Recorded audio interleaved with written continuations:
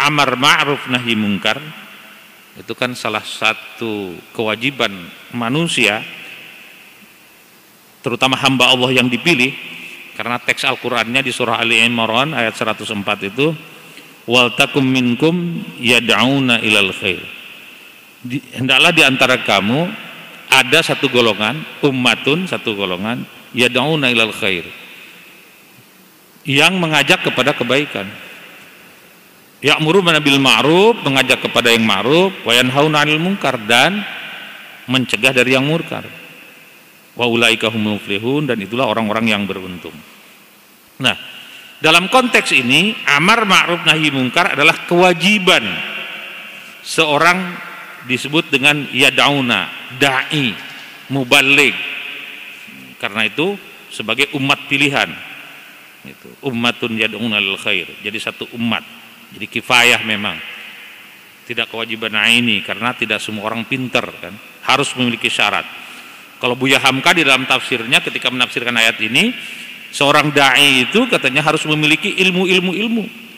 Nah, beliau Buya Hamka itu menyebut paling tidak ada 11 disiplin ilmu yang harus dikuasai oleh seorang dai. Jadi, kemudian juga ada etikanya, ada tata caranya.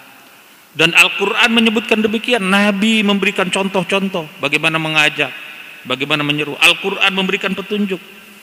Misalnya bagaimana dakwahnya Nabi Musa dan Nabi Harun. Karena itu sekarang kan lagi ramai itu diksi tentang kritik, ya. Kritik itu katanya bagian daripada nahi mungkar.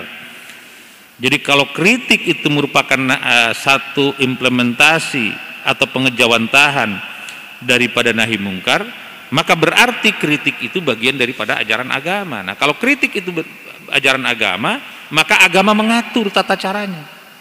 Nah, kalau kita lihat di Al-Quran juga begitu, memang ada akhlaknya, ada etikanya mengkritik itu. Coba kita lihat misalnya di surat Thaha ayat 43, ayat 44, bagaimana Nabi Musa dan Nabi Harun mengkritik Fir'aun. Idhaba ila fir'auna innahu tagha. Allah memerintahkan kepada Nabi Musa dan Nabi Harun, izhaba, engkau berdua pergi ila fir'auna, kepada Fir'aun, innahu tagha, karena Fir'aun itu sudah melampaui batas. Faqula lahu qawlan layyina la'allahu yatadzakkaru aw yakhsha. Katakan olehmu berdua, faqula lahu, kepada Fir'aun, qawlan layyina. Nah, dipilih di sini dengan bahasa yang lemah lembut. Jadi kepada pejabat, sekalipun Musa itu nabi, itu pangkat tertinggi manusia itu, tapi karena yang dihadapinya adalah Fir'aun itu pejabat posisinya, maka dengan qaulan layyina, dengan bahasa yang lemah lembut.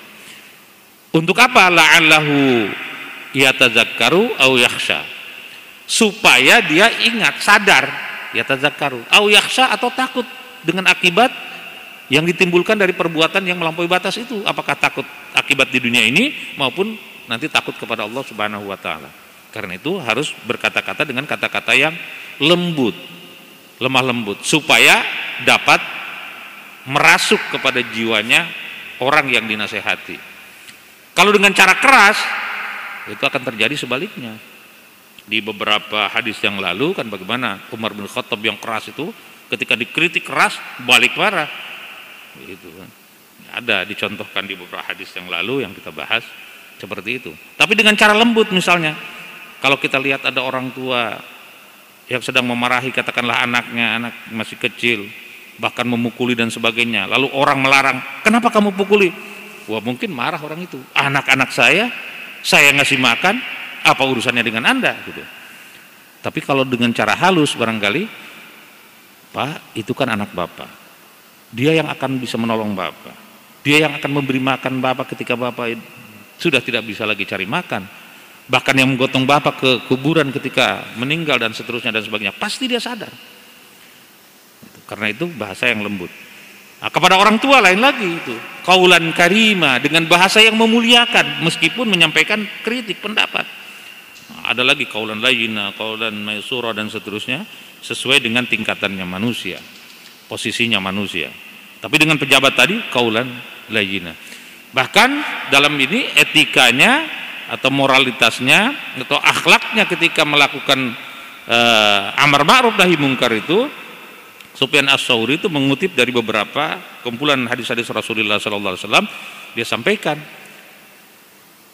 la ya'muru bil ma'ruf wa yanha 'anil munkar illa man kana fihi salasu khisalin.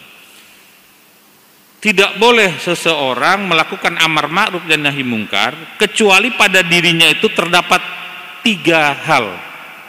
Salasu khisalin, 3 hal. Apa itu? Pertama, alimun bima ya'muru, alimun bima yanha. Yang pertama itu alimun. Dia berilmu terhadap sesuatu yang dia lakukan, dia ajak, maupun terhadap sesuatu yang dia cegah. Jadi ceritanya barangkali sederhananya, kalau orang itu mau mengkritik soal hukum, jadi harus ahli hukum. Mengkritik soal politik, ya ahli politik. Mengkritik soal agama, ya mesti dia ahli agama. Karena syaratnya alimun, dia berilmu. Nah, yang kedua, kata Sufyan Ats-Tsauri itu adalah adlun bima ya'muru wa adlun bima yanha. Yang kedua adil. Artinya adil katanya itu dia melaksanakan dulu. Dia memulai dengan dirinya sendiri melaksanakan itu, lalu kemudian baru mengajak orang atau mencegah orang. Jadi enggak ujuk-ujuk mencegah, nah dia sendiri tidak melakukannya. Kalau istilah orang penyair itu dikatakan la tanha an khuluqin wa ta'ti mislahu arun 'alaika idza fa'alta 'azim. La tanha an khuluqin, jangan cegah tentang satu akhlak sementara Anda sendiri melakukannya. Wa ta'ti mislahu arun 'alaika idza fa'alta 'azim. Kalau itu dilakukan maka kehinaan yang didapat atau yang diterima. Nah, jadi selain adlun, alimun tadi adlun, adil. Dan yang ketiga rafiqun bima ya'muru wa rafiqun bima yanha. Yang ketiga disampaikannya dengan lemah lembut tadi itu. Sebagaimana Al-Qur'an, sebagaimana juga hadis-hadis Nabi terkait dengan akhlaknya beliau, bagaimana menyampaikan itu dengan cara lemah lembut, dengan cara baik, dengan cara yang bisa diterima oleh orang sesuai dengan tingkatannya. Nah, kepada orang tua lain, kepada pejabat beda gitu. Sampai-sampai diceritakan di dalam satu kisah, ada mubaligh lah kalau istilah zaman sekarang itu. Mubaligh ini keras. Lalu kemudian tanya kepada ulama, saya sudah bisa menasehati orang dengan cara keras gitu. Bagaimana pendapat para ulama? Para ulama itu menolak semua. Nah, kenapa? Kenapa saya tidak boleh melakukan kritik dengan keras seperti itu? Lah, lihat Al-Quran. Al-Quran itu Nabi Musa seorang nabi menasehati Fir'aun dengan kalimat yang lemah lembut. Nah sekarang kan Anda tidak lebih hebat daripada Nabi Musa, sementara yang Anda kritik juga tidak lebih zalim daripada Fir'aun. Kenapa harus dilakukan dengan cara keras? Kenapa? Apalagi sampai caci maki, itu bukan kritik namanya kalau caci maki, meledek dan seterusnya.